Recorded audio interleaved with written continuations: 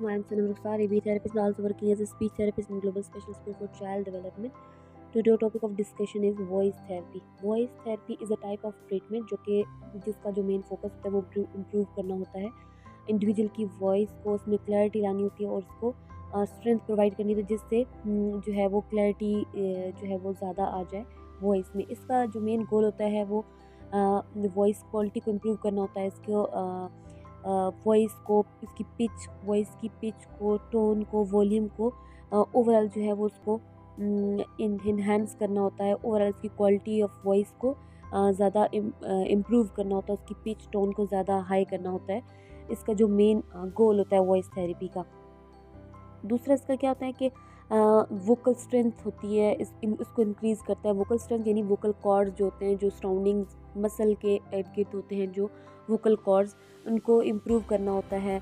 जो vocal fatigue होती है उसको रिड्यूस करता है, यानी जो फटीग या स्ट्रेन होता है जो कि इफ़ेक्ट कर रहा होता है वॉइस की पिच को, टोन को, उनको जो है वो रिड्यूस करना होता है। कम्युनिकेशन स्किल्स को जो है वो कम्युनिकेशन को इन्हेंस करते हैं, उनको ओवरऑल कम्युनिकेशन स्किल को इम्प्रूव करता है, लाइक उसकी आर्टिकुलेशन को, उसकी फ्लुएंसी को, लैंग्वेज को, सब चीज़ों को जो है वो इम्प्रूव करना होता है। वॉइस थेरेपी का जो मेन गोल्स होते हैं, इसकी 3 टाइप्स हैं। बिहेवियरल वॉइस थेरेपी होती है, फिजियोलॉजिकल वॉइस थेरेपी होती है, हाइब्रिड वॉइस थेरेपी होती है। तो इसी तरह इनका जो मेन फोकस होता है वो वोकल बिहेवियर्स को चेंज करना, स्ट्रेन को जो है वो रिड्यूस करना होता है। ब्रीदिंग जो है वो उसको सपोर्ट करना, उसको इम्प्रूव करना, ताकि जो है वो वोकल उसकी होती है स्ट्रेंथ होती है, उसको इम्प्रूव किया जाए।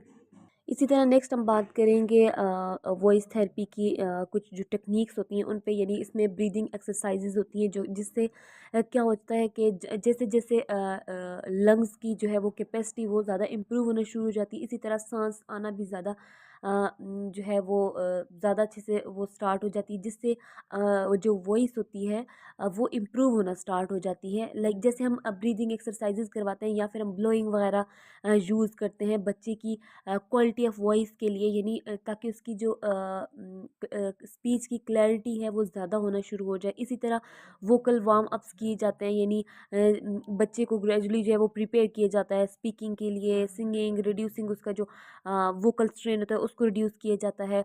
पिच और जो उसका वॉल्यूम होता है उसके लिए एक्सरसाइजेज की जाती हैं, जो कि क्योंकि वो जो ओवरऑल वॉइस क्वालिटी होती है उसको इन्हांस करती है। रिलैक्सेशन टेक्निक्स हम यूज़ करते हैं, यानी टेंशन स्ट्रेस के लिए, क्योंकि टेंशन स्ट्रेस जब होता है तो ओबियसली जो है वो वॉइस टोन वो वैसे ही लो हो जाती है, उसकी पिच जो है वो स्लो हो जाती है। तो उनको हम कुछ जो हम रिलैक्सिंग टेक्निक्स जो हम यूज़ करेंगे, जो हम एक्सरसाइजेज करेंगे, इससे क्या होगा कि एफिशिएंट रिजल्ट आएगा इसका। जो वोकलाइज बच्चा सही नहीं कर पा रहा, मतलब वो स्मूथली नहीं कर पा रहा, तो उनके लिए ये ज़्यादा बेनिफिट है।